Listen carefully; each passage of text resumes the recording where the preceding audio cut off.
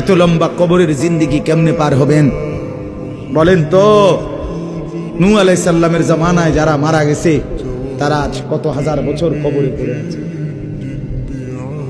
ইব্রাহিম আলাইহিস সালামের জামানায় যারা মারা গেছে তারা আজকে কতদিন কবরে পড়ে আছে। হ্যাঁ, আবু জেহেল আজকে কত বছর কবরে পড়ে আছে? 1450 বছর, আরো বেশি, 1450 বছর ধরে পড়ে আছে কবরে।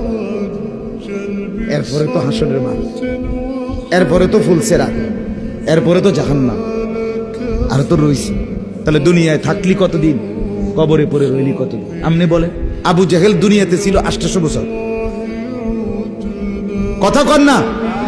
আবু লাহাব দুনিয়াতে জীবিত ছিল 900 বছর, তো কবরে আছে কত বছর? তো বাঁচছে কয় বছর? নাহলে 60 বছর, নাহলে 70 বছর, ঠিক কিনা বলেন? তাহলে দুনিয়ায় ছিলি কতদিন, কবরে আসত কতদিন? আচ্ছা, এই কথাই এখনই মনে হইল? হ্যাঁ, এরপরে তো সামনেরটি রয়েছেই মিয়া। এখনো তো কিয়ামত আসে নাই, এখনো তো ইসরাফিল ফু দেয় নাই। একবার ফু দিবে, সব কবরে যাবে, আবার ফু দিবে, হাসরের মাঠ কায়েম হবে। আবার হাসরের মাঠের একদিন, খোদার কসম এই কোরআনে আল্লাহ বলছে, হাসরের ময়দানের এখন একদিন, প্রতি একটা দিন কয় ঘন্টা? হাসরের একদিন আল্লাহ বলছে 50,000 বছর, 50,000 সানা,